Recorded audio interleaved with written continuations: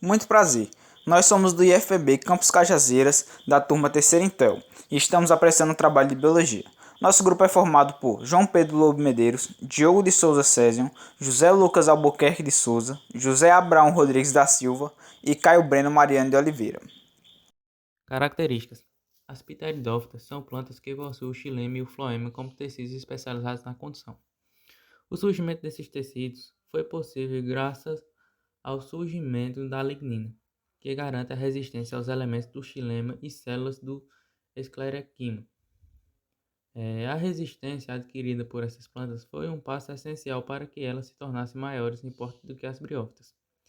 Nessas plantas observamos uma alternância de gerações, na qual o esporófito, que é a fase de ciclo de vida produtora de esporos, destaca-se por ser a geração dominante.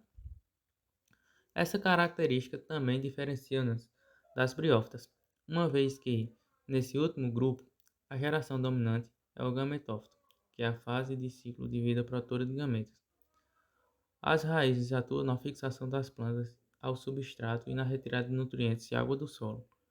Isso deve-se ao fato de que os gametos masculinos são flagelados e precisam nadar até o gametófito feminino para fecundarem a oosfera. Devido a essa característica, encontramos as plantas do grupo das pteridófitas, principalmente em locais úmidos. Habitat. As pteridófitas são observadas em uma grande variedade de habitat, sendo encontradas em ambientes florestais e até mesmo em áreas secas. Ciclo de vida. O ciclo de vida de uma samambaia homosporada, uma planta bastante característica do grupo das plantas vasculares sem sementes, a grande maioria das pteridófitas caracteriza por ser homosporada, ou seja, elas possuem apenas um tipo de esporângio, que é capaz de produzir apenas um tipo de esporo, o qual se desenvolve em um gametófito bissexual. Megasporângios são responsáveis por produzir megasporos, que formam os gametófitos femininos, e microsporângios produzem microsporos, que desenvolvem os gametófitos masculinos. Quando o soro libera os esporos da samambaia, esses caem no ambiente e germinam, quando em condições adequadas dando origem a um gametófito. Normalmente, o arquegônio e o anterídeo do gametófito das samambaias amadurecem em épocas distintas e, portanto, geralmente, a fecundação envolve gametas produzidos em gametófitos diferentes. Meu nome é João Pedro Lobo Medeiros e eu vou falar um pouco mais sobre as pterodófitas. Com relação às classificações, as pterodófitas podem ser classificadas em dois filos. As Lycopodiopta, onde possuímos as Lycopodiums, as Selaginella e as Izoetes, e as Minilofitas, onde nesse grupo temos as Samambaias e as Equisetum. Com relação à importância, as pterodófitas elas têm uma importância tanto nas características econômicas quanto nas características ecológicas. Como todas as plantas, as pterodófitas elas são organismos produtores, sendo, portanto, a base de algumas cadeias alimentares. Assim surge sua característica ecológica. Além disso, os ancestrais das pterodófitas atuais formaram as primeiras grandes florestas, que contribuíram para a redução dos níveis de gás carbônico na atmosfera, no período carbonífero. As plantas vasculares sem sementes, que formaram as primeiras florestas, posteriormente viraram carvão, sendo esse o produto de grande valor econômico. E essa é uma das suas características econômicas. Outra característica econômica são uma espécie específica de samambaia, onde são feitos diversos vasos com ela. As principais diferenças entre as briófitas e as pterodófitas são que as pterodófitas possuem vasos condutores, raízes, caules e folhas, coisas que as briófitas não possuem. Meu nome é Abraão e eu vou falar sobre as gimnospermas. As gimnospermas são plantas vasculares e possuem sementes nuas. O nome gimnosperma é devido ao fato de que as gimnospermas não possuem sementes dentro do fruto. Um exemplo é os pinheiros, as araucárias, os cedros e as sequoias. As características das gimnospermas. As gimnospermas fazem parte da flora vascular que possui sementes, assim como as angiospermas. No entanto, nas gimnospermas, observa-se o aparecimento de sementes sem a presença de frutos. Na gimnosperma, a presença de flores não é observada, sendo em alguns casos o estróbilo. Esse estróbilo também é conhecido como cones. que são na verdade estruturas reprodutivas com folhas modificadas capazes de produzir os esporos. Nas gimnospermas encontramos cones capazes de produzir o pólen e cones capazes de produzir o óvulo. Por serem plantas vasculares, as gimnospermas se destacam pela presença de xilema e floema. Os corpos dessas plantas estão organizados em raízes, caules e folhas, sendo importante observar o crescimento da espessura em muitas espécies.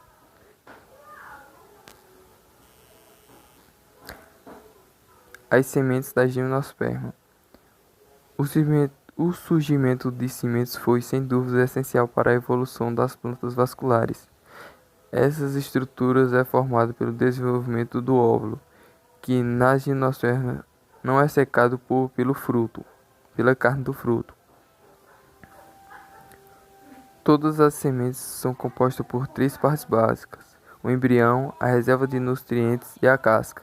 A principal função da semente é proteger o embrião e garantir a dispersão da planta. Ciclo de vida das gimnospermas. O ciclo de vida das gimnospermas é mais complexo do que o observado em briófitas e samambaias. Esse grupo, com exceção das cicadófitas e o gíncago, na maioria dos seus representantes, não foi observada a presença de gametos masculinos flagelados que necessitam da água para a reprodução. Nas gimnospermas, observa-se a presença de grãos de pólen que são responsáveis por garantir que os gametos masculinos cheguem aos gametos femininos. Eu vou descrever o ciclo de vida de um pinheiro, uma gimnosperma típica. Iniciaremos este ciclo com uma planta adulta, que é a fase esporófita, que é a fase denominante no ciclo de vida desse grupo de plantas. Notadamente, o ciclo desta planta, assim como as outras espécies vegetais, apresentam uma alternância de gerações, na qual verificamos essa alternância entre o estágio esporófito e o estágio gametófito. Os esporófitos do pinheiro possuem estruturas chamadas de estróbilos ou cones, que possuem escamas onde estão localizados seus esporões, que são as estruturas que produzem os esporos.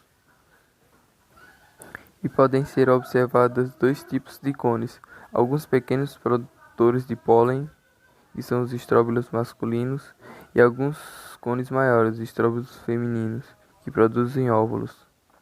Os cones produtores de pólen têm células chamadas células-mãe de micrósporos ou células-tronco de micrósporos, que sofrem meiose e produzem 4 micrósporos haploides.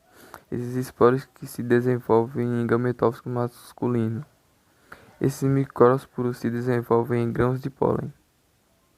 Os grãos de pólen é composto por 2 células de antercarcinoma, uma célula tubular e uma célula germinativa, que nesta fase são pequenos gametófitos imaturos. Nos cones femininos encontramos óvulos formados por multinucleados ou megasporângios, que são esporângios que produzem megásporos, o que é envolto por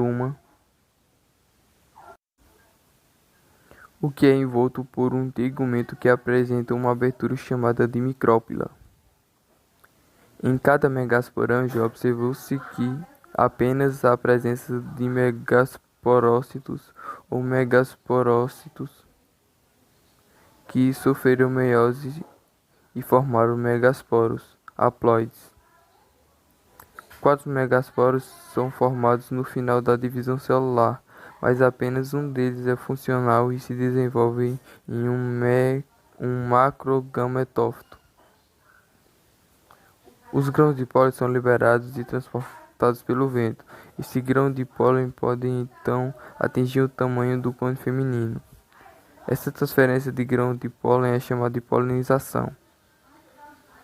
Após a polinização, os grãos de pólen passam pelo material produzido nas escamas, pela micrópila e chegam ao megasporângio. Em seguida, germina para formar tubos polínicos, que são responsáveis pelo transporte dos gametos masculinos para os ovos. No megasporângio, a meiose ainda não ocorreu. O grão de pólen germinado segue lentamente seu caminho, com o tubo pólinico crescendo através do tecido do megasporângio até o megagametófito, que ainda está se desenvolvendo. A célula geradora do grão de pólen forma a célula estéril e uma célula espermatogênica, que se divide formando os gametos masculinos. Nesta etapa, dizemos que o grão de pólen é o microgametófito maduro. O clínico atinge a oosfera e descarrega dois gametos masculinos no interior desses gametos femininos. Um dos núcleos do gameto masculino funde-se ao núcleo da oosfera e outro sofre de degeneração. Geralmente, no megagometófito dessas plantas, verifica-se a formação de vários arquegônicos e, consequentemente, várias oosferas. Com isso, há a fecundação de mais de uma oosfera e, consequentemente, o início da formação de vários embriões no interior de um único óvulo. Esse fenômeno é chamado de poliembrionia. Vale destacar, no entanto, que, apesar da poliembrionia acontecer, geralmente apenas o embrião sobrevive. Após a fecundação de cada óvulo, desenvolve-se em semente. A semente cai no solo e, se encontrar um ambiente adequado, germina, dando origem a um novo esporófito. Classificação das gimnospermas. Atualmente, observa-se a presença de crotofilos de gimnosperma com representantes viventes. São eles as coniferófitas, sem dúvidas o maior grupo de gimnosperma.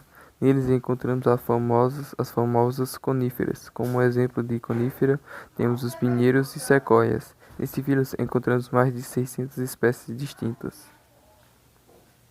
As cicadófitas, grupos com gametas flagelados. Outra característica marcante é que nas cicadófitas temos plantas com folhas que lembram as palmeiras. Como exemplo de cicadófitas podemos citar as cicas. As ginkgófitas, grupo que possui apenas uma espécie vivente, que é a Ginkgo biloba. Nessas plantas observa-se também a presença de gametófito masculino flagelado. As folhas dessa planta assemelham-se a um leque. Por último, as genetófitas, grupos que possuem 3 filos. Nesses 3 gêneros encontramos características que os aproximam das angiospermas, como os cones, que são bastante similares às inflorescências.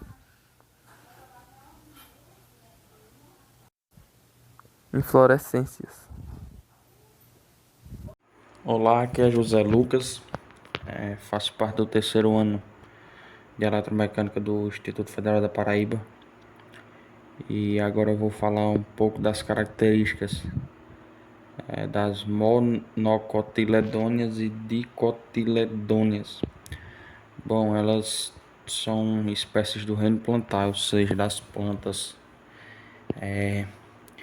As monocotiledôneas são uma classe de plantas que se caracteriza pela presença de um cotiledôneo terminal em cada semente, sendo principalmente herbáceas, diferente das dicotiledôneas, que possuem 2 cotiledôneos laterais em cada semente, porém elas possuem diferenças também em suas folhas, caule e raízes, agregando diferentes características. Vou explicar agora algumas diferenças nelas. Bom, primeiro é a diferença nas folhas entre uma espécie e outra. As folhas das dicotiledôneas são dorsiventrais, ou seja, possuem 2 superfícies, uma superfície superior e uma inferior, onde sua diferença é apenas a estrutura, sendo que às vezes suas folhas ocorrem em um arranjo reticulado ao longo da folha. Já diferente das monocotiledôneas, que são isobilaterais, ou seja, ela possui ambas superfícies, sendo iguais, suas superfícies são literalmente iguais. Só que na maioria de suas espécies as folhas têm um arranjo nervoso meio que paralelo. E são as diferenças nas folhas das duas espécies. Agora, falar um pouco das diferenças em suas raízes. Bom, as diferenças nessas raízes, elas podem se desenvolver a partir da radícula principal, surgindo ramificações ou a partir do caule. O sistema das raízes das monocotiledôneas são fasciculados, sendo bem radicular fibroso com várias raízes moderadamente ramificadas, crescendo a partir de seu caule, como por exemplo o milho, que a gente vê quando ele está já grande, já a gente vê aquelas partezinhas por fora assim. Já as dicoledôneas têm um sistema de raízes principal com outras raízes que brotam a partir delas, sendo chamadas de raízes axial ou pivotantes, tendo como exemplo legumes, por exemplo feijão, como também a batata, são alguns exemplos dela. Bom, agora as diferenças no caule. No sistema vascular do caule das monocotiledôneas, ele é disperso, sem nenhum arranjo particular. Já a estrutura interna do caule das dicotiledôneas é composto por feixes vasculares, que são distribuídos ao redor de um cilindro central. E no caule das também monocotiledôneas apresenta folhas com venação paralela. Já na dicotiledôneas, seus vasos se agrupam em um anel cilíndrico, sendo que o resto do caule é formado pelo tecido fundamental, sendo dividido em córtex. Alguns exemplos dessas duas espécies, citar aqui agora. Quando a gente se trata da espécie monocotiledônea, existe cerca mais ou menos de 65 mil espécies. Porém, aqui as mais conhecidas, por exemplo, é o milho, a cana-de-açúcar, o bambu, a palmeira também é considerada, e a bananeira. São as mais fáceis da gente entender. Já as dicotiledôneas são margaridas, hortelã, alface, maçã, eucalipto, feijão, batata e entre outras demais, porque são cerca de 250 mil espécies nessa classe. Bom, aqui a gente tem uma flor de maracujá. Ela tá murcha, ela já brotou e murchou, mas ainda dá para ver e diferenciar cada parte dela. E começando a gente tem aqui essa partezinha verde, aqui ó, que são as sépalas. Essa partezinha branca murcha aqui são as pétalas. Aqui a gente tem no meio esses cabelinhos, que são chamados de fímbrias. Esse cabelinho roxo com branco aqui, ó. Tem também aqui no meio essa bolinha. Essa bolinha aqui no meio, ó. Essa bolinha aqui, que é o chamado ovário, certo? Tem esses tracinhos aqui, que é chamado de estilete. E tem essa cabecinha aqui, que já tá murcha, que é chamada de estigma. Tá certo? E tem essa partezinha aqui, ó, que ela tá amarelinha. Peraí, deixa eu separar. Vou mostrar aqui. Peraí. Vou abrir ela aqui agora. Tem essa partezinha aqui, ó, amarelada, marrom, sei lá que cor que tá. Essa parte aqui, que é chamada de ântera. Chamada de ântera. Certo? Bom, já separado aqui para ficar mais fácil de entender, aqui são as ânteras, que eu tinha mostrado. Essas pétalazinhas finas, só que não são pétalas, são as ânteras, que é onde é produzido os grãos de pólen. E aqui, esse talinho, que é um prolongador, assim chamado, esse talinho aqui, é chamado de androginóforo, é um prolongador. Então a gente tem um androginóforo, ântera, ovário, aqui a gente tem os estiletes e tem o estigma. Aí aqui a gente tem as fímbrias, são esse espelhinho roxo, as pétalas, esse branquinho aqui, ó, e as sépalas. E as flores de maracujá são hermafroditas, então elas possuem tanto o sexo masculino quanto o sexo feminino.